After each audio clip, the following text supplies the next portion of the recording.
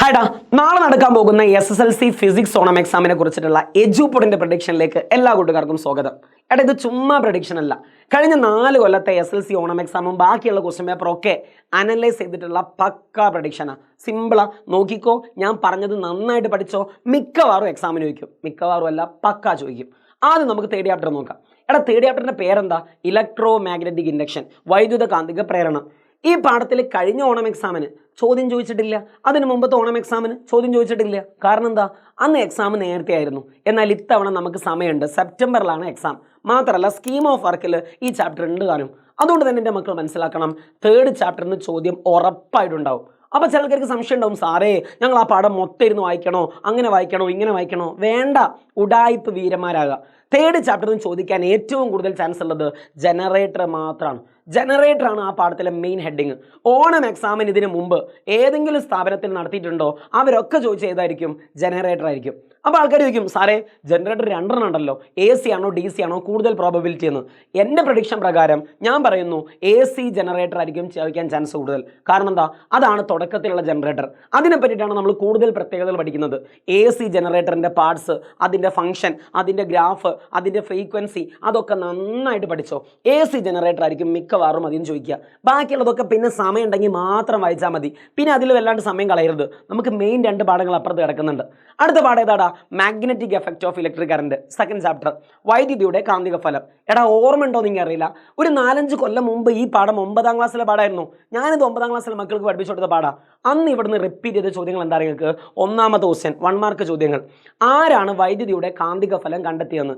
Magnetic effect of electric current കണ്ടെത്തിയ ആളാരാണ്? ആരായിരുന്നു? Hans Christian Oersted. പിന്നെ കൂടെ എന്താ ചോദിക്കുക? ആ റൈറ്റ് ഹാൻഡ് തമ്പ് റൂള്, വലതുകൈ പെരുവൽ നിയമം കണ്ടെത്തിയത് ആരാണെന്ന്? James Clerk Maxwell. പിന്നെ ഇവിടുന്ന് ക്ലീശ ചോദിക്കുന്ന ഒരു ചോദ്യമുണ്ട്, ഓരോ വിരലും എന്തിനെ സൂചിപ്പിക്കുന്നു? For example right hand thumb rule ആണെങ്കിൽ തള്ളവിരൽ എന്തിനെ സൂചിപ്പിക്കുന്നു? ഫ്ലെമിങ്ങിന്റെ ഇടതുകൈ നിയമമാണെങ്കിൽ ഈ വിരൽ എന്തിനെ സൂചിപ്പിക്കുന്നു? ഈ വിരൽ എന്തിനെ സൂചിപ്പിക്കുന്നു? ഈ വിരൽ എന്തിനെ സൂചിപ്പിക്കുന്നു? അതും കൂടി അവിടുന്ന് പഠിക്കണം. എന്നാൽ അതിനേക്കാൾ ഇമ്പോർട്ടൻ്റ് ആയിട്ട് ആ പാഠം ചോദിച്ച ചോദ്യമാണ് സുഹൃത്തുക്കളെ, ഫിഗേഴ്സ്. ആ പാഠത്തിലുള്ള ഓരോ ചിത്രങ്ങളും, ഞാൻ അങ്ങനെ തന്നെ പറയും, ആ പാഠത്തിലുള്ള ഓരോ ചിത്രങ്ങളും നോക്കാണ്ട് എക്സാം ആണിൻ്റെ പടി കിടക്കരുത്. പണ്ട് 9ാം ക്ലാസ്സിൽ ഈ പാഠം പഠിപ്പിച്ച സമയത്ത് അവരുടെ ആനുവൽ എക്സാമിന് ക്ലീശ ചോദിച്ചൊരു ചിത്രമായിരുന്നു ഈ ചിത്രം. ഈ ചിത്രം അങ്ങോട്ട് തരും, ഇങ്ങോട്ട് ചോദിക്കും, ഈ നീഡിൽ എങ്ങോട്ടാണ് ഡിഫ്ലക്ട് ചെയ്യുക? അത് ക്ലോക്ക് വൈസ് ആണോ ആൻറ്റി ക്ലോക്ക് വൈസ് ആണോ? ഇമ്പോർട്ടൻ്റ് ആണ്, പഠിക്കണം. അത് പഠിക്കാത്ത ആരെങ്കിലും ഉണ്ടെങ്കിൽ പേടിക്കരുത്. നമ്മളെ ചാനലിൽ തന്നെ ഞാൻ ഇതിൻ്റെ എന്ത് ചെയ്തിട്ടുണ്ട്, ഒരു വീഡിയോ ചെയ്തിട്ടുണ്ട്, നിർബന്ധമായിട്ട് അത് പോയി കാണണം. ഫിഗേഴ്സ് ചോദിക്കും, ഈ ചിത്രം ചോദിക്കാൻ ചാൻസ് ഉണ്ട്. അതേപോലെ ഈ ചിത്രം ചിലപ്പോൾ ചോദിക്കും, ഇങ്ങോട്ട് ചോദിക്കും, ഇവിടുത്തെ കാന്തിക മണ്ഡലം മാഗ്നറ്റിക് ഫീൽഡിന്റെ ചിത്രം ഒന്ന് വരച്ചു തരാൻ പറ്റുമോ? ചിലപ്പോൾ ഇങ്ങോട്ട് പറയും, ഇവിടെ കുറച്ച് ഇരുമ്പ് പൊടി ഇടുകയാണെന്നുണ്ടെങ്കിൽ ആ ഇരുമ്പ് പൊടിയുടെ ചിത്രം ഒന്ന് വരച്ചു തരുമോ? സിമ്പിളാടാ.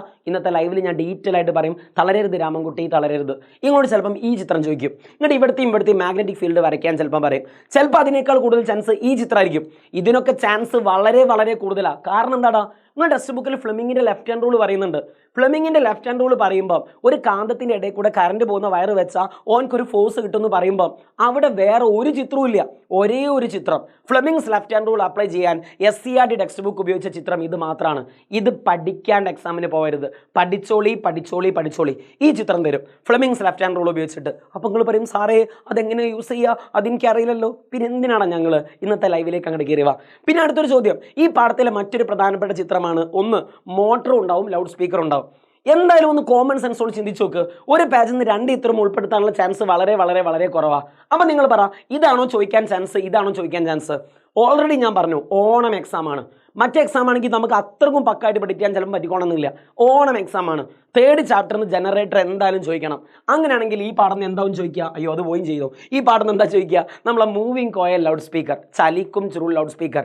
So I choose moving coil loud speaker. ബുദ്ധിയുള്ള ഒരുത്തരാണ് ക്വസ്റ്റ്യൻ പേപ്പർ ഉണ്ടെന്നുണ്ടെങ്കിൽ അവൻ ഇതിടും. അങ്ങനെയൊന്നുമല്ല, ഞാൻ വെറുതെ പറഞ്ഞാണ്, ഷോ കാണിച്ചതാണ്, അത്രക്കാരനല്ല. ചാൻസ് കൂടുതൽ മൂവിങ് കോയിൽ ലൗഡ് സ്പീക്കറിനാണ്. അവിടുന്ന് എന്തൊക്കെയാണ് ചോദിക്കാം? ലൗഡ് സ്പീക്കറിന് ചിത്രം തരും, ഇങ്ങോട്ട് വയ്ക്കും, അതിൻ്റെ പാർട്സ് അടയാളപ്പെടുത്താൻ വേണ്ടി പറയും, അതിൻ്റെ പാർട്സ് അടയാളപ്പെടുത്തിക്കൊണ്ട് പറയും, അതിലുള്ള എനർജി ചേഞ്ച് കൊണ്ട് പറയും, അതിൻ്റെ വർക്കിംഗ് പ്രിൻസിപ്പിൾ കൊണ്ട് ചോദിക്കാൻ ചാൻസ് ഉണ്ട്. അങ്ങനെയുള്ള കാര്യങ്ങളൊക്കെ ഇവിടുന്ന് ചോദിക്കാൻ ചാൻസ് ഉണ്ട്. ഇനി അഥവാ ഇതാണ് ചോദിക്കണമെന്നുണ്ടെങ്കിൽ ഇവിടുന്ന് ആകെ ചിലപ്പം ചോദിക്കുക സ്പ്ലിറ്റ് റിങ്ങിൻ്റെ ഫംഗ്ഷൻ ആയിരിക്കും. എന്നാൽ ഇതാണ് ഞാൻ പ്രിഫർ ചെയ്യുക. ഐ പ്രിഫർ എന്താടാ? Moving coil loud speaker. പിന്നെ ചോദിക്കാൻ ചാൻസ് ഉള്ളത് ലെറ്റസ് ആസസ്, നിങ്ങളെ വിലയിരുത്താം. രണ്ടാം പാഠത്തിലെ വിലയിരുത്താമിൽ ഇങ്ങനെ ഒരു ചിത്രമുണ്ട്, വളരെ വളരെ പ്രധാനപ്പെട്ട ചിത്രം. ഒരു വയറിലൂടെ കറണ്ട് പാസ് ചെയ്താൽ അതിന് ചുറ്റും ഒരു മാഗ്നറ്റിക് ഫീൽഡ് ഉണ്ടാവും. അതിൻ്റെ ചിത്രം ക്വസ്റ്റ്യൻ പേപ്പറിൽ തന്നിട്ട് കറണ്ട് എങ്ങോട്ടാന്ന് ചോദിക്കും, എന്ന് ബിക്കാണോ ബിന്ന് എക്കാണോ എന്ന് ചെയ്തു നോക്കണം. നമ്മളിങ്ങനെ അങ്ങനെ ഇങ്ങനെ ആക്കിയിട്ടാണ് നോക്കുക. അറിയാത്ത ആരെങ്കിലും ഉണ്ടെങ്കിൽ ഇന്നത്തെ ലൈവ് കാണാം. സോ ഞാൻ വീണ്ടും പറയുന്നടാ, സെക്കൻഡ് ചാപ്റ്റർ എന്ന് പറഞ്ഞാൽ ചിത്രങ്ങളുടെ ചാപ്റ്ററാണ് സെക്കൻഡ് ചാപ്റ്റർ. ചിത്രം നോക്കാണ്ട് പോവരുത്. ചിത്രം നോക്കിയിട്ട് അറിയാത്ത ആരെങ്കിലും ഉണ്ടെങ്കിൽ ഞാൻ തന്നെ നമ്മുടെ ക്ലാസ്സിൽ തന്നെ നമ്മുടെ യൂട്യൂബ് ചാനലിൽ തന്നെ അതിൻ്റെ ഒരു വീഡിയോ ചെയ്തിട്ടുണ്ട്, നിർബന്ധമായിട്ടും അത് കാണാം. ഇനി നമുക്ക് നേരെ അടുത്ത് നോക്കടാ. പിന്നെ ഈ പാഠത്തിൽ എന്താ ചോദിക്കാൻ ചാൻസ് ഉള്ളത്? ഈ പാഠത്തിൽ ചോദിക്കാൻ ചാൻസ് ഉള്ള മറ്റൊന്നാണ് സുഹൃത്തുക്കളെ സോളിനോയിഡ്. സോളിനോയിഡ് ചോദിക്കാത്ത ഒരു പരീക്ഷ പേപ്പർ ഉണ്ടാവില്ല. ഓണം എക്സാമിന് ചോദ്യ പേപ്പറിൽ സോളിനോയിഡ് ഇല്ല എന്നുണ്ടെങ്കിൽ മോഹനസുന്ദര വാഗ്ദാനം നൽകണില്ല. അജാസ് സാർ പറഞ്ഞ മാതിരി മീശ പഠിക്കുക, സുഹൃത്തുക്കളെ ഇങ്ങോട്ട് നോക്കുക, പാവം എനിക്ക് വല്ലാണ്ടൊന്നും ഇല്ല, എന്നാലും വാച്ച് തരാം, ഇല്ല ഞാൻ ഒന്നും പറഞ്ഞില്ല. സോളിനോയിഡ് ഉണ്ടാവും. സോളിനോയിഡ് ഇല്ലെങ്കിൽ ഈ വീഡിയോൻ്റെ കമൻറ്റിന് നാളെ ഇല്ലല്ലോ ഇല്ലല്ലോ നിങ്ങൾ അങ്ങനെ ആയില്ലേ മോയെ നിങ്ങൾ എന്ത് കമൻറ്റ് ചെയ്താലും വേണ്ടില്ല, സോളിനോയിഡ് എന്ന് ക്വസ്റ്റ്യൻ പേപ്പറിൽ ഉണ്ടായിരിക്കും. സോളിനോഡിന് എന്താ ചോദിക്കാൻ ചാൻസ്? സോളിനോഡിന് പ്രധാനമായിട്ട് ചോദിക്കുന്നത് 3 ക്വസ്റ്റ്യനാണ്. സോളിനോഡിൻ്റെ നോർത്തും സൗത്തും എങ്ങനെയാണ് കണ്ടെത്തുക, സോളിനോഡിൻ്റെ സ്ട്രെങ്ത് വർദ്ധിപ്പിക്കാനുള്ള മെത്തേഡുകൾ എന്തൊക്കെയാണ്, സോളിനോയിഡും ബാർ മാഗ്നറ്റും തമ്മിലുള്ള ഡിഫറൻസ് എന്തൊക്കെ, ഇതാണ് 3 ക്ലീശ ക്വസ്റ്റ്യൻ. നോക്കാണ്ട് പോവരുതേ, നിർബന്ധമായിട്ട് നോക്കുക. അറിയാത്തവരുണ്ടെങ്കിൽ ഇന്നത്തെ ലൈവിന് വരിക. പിന്നെ നമുക്ക് നോക്കണം, നമ്മൾ ഒന്നാമത്തെ പാഠം, അയ്യോ ഇതിൻ്റെ എഴുത്തുന്നത് അങ്ങനെയൊക്കെ, പക്ഷെ തളരരുത്. നമ്മൾ ഒന്നാമത്തെ പാഠം വൈദ്യുത പ്രവാഹത്തിൻ്റെ ഫലങ്ങൾ, എഫക്ട്സ് ഓഫ് ഇലക്ട്രിക് കറണ്ട്. സിമ്പിളാടാ. നിങ്ങൾ വിചാരിക്കും ഏറ്റവും കൂടുതൽ ചോദിക്കുന്ന പാഠമല്ലേ, കുറച്ച് അധോലോകമൊക്കെ ആയിരിക്കും. എന്നാലും ഞാൻ പറയാം, നിങ്ങൾ ഓർക്കേണ്ട കാര്യങ്ങളുണ്ട്. നമുക്ക് റിവേഴ്സ് ഓർഡറിൽ വരാം. ഈ പാഠത്തിൻ്റെ റിവേഴ്സ് ഓർഡറിൽ വരുമ്പോൾ ആദ്യം ഏറ്റവും ലാസ്റ്റുള്ള ബൾബുകളാണ്. നമുക്ക് പ്രധാനമായിട്ട് 3 ബൾബാണ് പഠിപ്പിക്കാനുള്ളത്. ഏതൊക്കെയാണ് ആ 3 ബൾബ്? ഒന്ന് discharge lamp, incandescent bulb, LED bulb. എടാ, ഓണം എക്സാം അല്ലാത്ത എല്ലാ പരീക്ഷയിലും മിക്കവാറും ഒരു ബൾബേ വരുള്ളൂ. എന്നാൽ ഓണം എക്സാമിന് ഇഷ്ടം പോലെ ചോദിക്കാൻ ചാൻസ് ഉണ്ട്.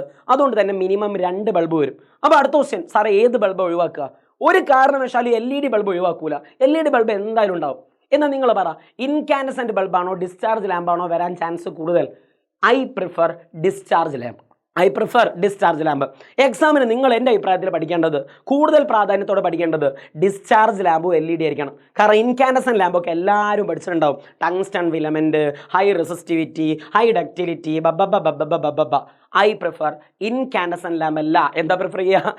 ഡിസ്ചാർജ് ലാമ്പും LED. പിന്നെ ആ പാഠം ചോദിക്കുന്ന അടുത്ത ഹെഡിങ് എന്താണ്? പവറുമായി ബന്ധപ്പെട്ട് ചോദിക്കും. പവറിൻ്റെ ഡെഫിനേഷൻ ചിലപ്പം ചോദിക്കും. പവറിൻ്റെ ഇക്വേഷൻസ് ഒക്കെ പഠിക്കും. കുറച്ച് ഇക്വേഷൻസ് തന്നിട്ട് ഇതിൽ ഏതാണ് പവറിൻ്റെ ഇക്വേഷൻ അല്ലാത്തത്, സോ പവറിൻ്റെ ഡെഫിനേഷൻ പഠിക്കണം, പവറിൻ്റെ ഇക്വേഷനും പഠിക്കണം. മറ്റൊരു പോയിന്റ് അവിടെ നിന്ന് ചോദിക്കാൻ ചാൻസ് ഉള്ളത് എന്താണെന്ന് വെച്ചാൽ ഫ്യൂസാണ്. എൻ്റെ പൊന്നു മക്കളെ, ഞാൻ നേരത്തെ പറഞ്ഞ വരിക, വേണമെങ്കിൽ എനിക്കിവിടെ പട്ടി ഷോ കാണിക്കുക. ഫ്യൂസ് ചോദിക്കാത്തൊരു ക്വസ്റ്റ്യൻ പേപ്പർ ഉണ്ടാവില്ല. ഓണം എക്സാം ആണോ, ഫ്യൂസ് ചോദിച്ചിരിക്കും. ഫ്യൂസും അതിൻ്റെ സേഫ്റ്റിയും നിർബന്ധമായിട്ടും പഠിച്ചോ, ഫ്യൂസിൻ്റെ സേഫ്റ്റി. മറ്റൊരു ചോദ്യം എന്താടാ? ഹീറ്റ് കാണാൻ, അത് പിന്നെ പറയേണ്ട ആവശ്യമില്ലല്ലോ, ഏതൊരു കോമൺ സെൻസിലുള്ള ഒരുത്തിനും അറിയാം. ഹീറ്റ് കാണാനുള്ള പ്രോബ്ലം ചോദിച്ചിരിക്കും. H=I²RT, H=VT, H=PT, H=V²T/R. 4 ഇക്വേഷനുള്ള പ്രോബ്ലം ചെയ്തോ. പ്രോബ്ലം ചെയ്യാൻ അറിയാത്ത ആരെങ്കിലും ഉണ്ടെന്നുണ്ടെങ്കിൽ ഇന്നത്തെ ലൈവിലേക്ക് വാടാ, നമ്മൾ സെറ്റാക്കി തരാം. കണക്കൊന്നും അറിയാത്തവനാടാ, ലൈവിലേക്ക് കയറി വാടാ, നമ്മൾ പൊളിച്ചരാം. അതേപോലെയാണ് കറണ്ട് കാണാനുള്ള 3 ഇക്വേഷൻ ഞാനിവിടെ പഠിപ്പിക്കല്ല, എന്നാലും ഒന്ന് ഓർത്തോ. I=Q/T, I=V/R, I=P/V. പഠിക്കാണ്ട് പോവരുതേ. കറണ്ട് കാണാനുള്ള 3 ഇക്വേഷൻ, അതും നമ്മൾ സെറ്റ്. പിന്നെ ഈ പാഠത്തിൽ 1 and only legend circuit, series and parallel. എടാ, സർക്യൂട്ടുമായി ബന്ധപ്പെട്ട് നിങ്ങൾക്ക് ഉണ്ടാകുന്ന ബേസിക് സംശയങ്ങളുണ്ടാവും. ഇത് വലിയ അധോലോകമായിട്ട് നിങ്ങൾ വിചാരിക്കും. അയ്യോ, കുറേ ആൾക്കാർ അങ്ങോട്ട്, 2 ആൾക്കാർ സീരീസ്, 3 ആൾക്കാർ പാരലൽ, അങ്ങനെയൊക്കെ വന്നാലും അതിനെ പറ്റിയുള്ള ബേസിക്സ് വീഡിയോ ഞാൻ ഈ ചാനലിലും അപ്ലോഡ് ചെയ്തിട്ടുണ്ട്. ബാക്കി കാര്യങ്ങൾ ഇന്നത്തെ ലൈവിലും പറയും. സോ ഗൈസ്, ഒരു കാരണം കൊണ്ടും പേടിക്കരുത്. സർക്യൂട്ട് എക്സാമിന് ഉണ്ടാവും, ഒരു 1-2 സർക്യൂട്ട് മിനിമം ഉണ്ടാവും. പക്ഷെ പേടിക്കരുതടാ, ഞാൻ തന്നെ ഒരു വീഡിയോ ഇട്ടിട്ടുണ്ട്. ആ വീഡിയോ ആദ്യം കാണുക, എന്നിട്ട് ഇന്ന് രാത്രിക്കത്തെ ലൈവിലേക്കാണ്ട് കയറി വരിക, എന്നിട്ട് നാളെ രാവിലത്തെ ലൈവിലേക്ക് കൊണ്ട് കയറി വരിക. നമ്മൾ ഓണം എക്സാം തകർക്കും. മാത്രമല്ല, ഈ ഒന്നാമത്തെ പാഠത്തിലെ ലെറ്റസ് ആസസിൽ ഈ ഒരു ചിത്രം ഉണ്ടാവും. ഒരു LED ബൾബ്, ഒരു ഇൻകാനസെൻ്റ് ബൾബിലെ ഫിലമെൻറ്റ് പൊട്ടിക്കഴിഞ്ഞാൽ അത് കൂട്ടിച്ചേർത്ത്, അങ്ങനെയാണെങ്കിൽ അതിനെന്താ സംഭവിക്കുക? അതിൻ്റെ കത്തൽ കൂടുമോ, തീവ്രത കൂടുമോ, അതിന് പവർ കൂടുമോ? ഈ ചോദ്യം കൂടി ഒന്ന് നോക്കി വെക്കണം. സെറ്റല്ലേ? അപ്പം ഞാൻ പറയുന്നടാ, ഓണം എക്സാം നമുക്ക് തകർക്കാം. ഒരു കാരണവശാലും നിങ്ങൾ ഫിസിക്സ് അധോലോകാണെന്ന് വിചാരിക്കരുത്. ആദ്യം ഞാൻ ഇന്ന് ലൈവ് എടുക്കുന്നതിന് തൊട്ട് മുമ്പ്, ഞാൻ അല്ലെങ്കിൽ ഏത് ക്ലാസ് കാണുകയാണെങ്കിലും അതിന് തൊട്ട് മുമ്പ് ഞാൻ ഇന്ന് പറഞ്ഞ കാര്യങ്ങൾ പക്കാ ഒന്ന് വായിക്കാം, എന്നിട്ട് ലൈവിലേക്ക് കയറി വരിക. നാളത്തെ എക്സാം നമ്മൾ തകർക്കും. ഫുൾ മാർക്ക് നമ്മൾ വാങ്ങും. എന്നിട്ട് നിങ്ങൾ ഈ വീഡിയോക്ക് കമൻറ്റ് ചെയ്യണം, സാറ് പറഞ്ഞതേ വന്നുള്ളൂ, സാറേ ഞങ്ങൾക്ക് ഫുൾ A+ കിട്ടി, ഓക്കെ അല്ലേ?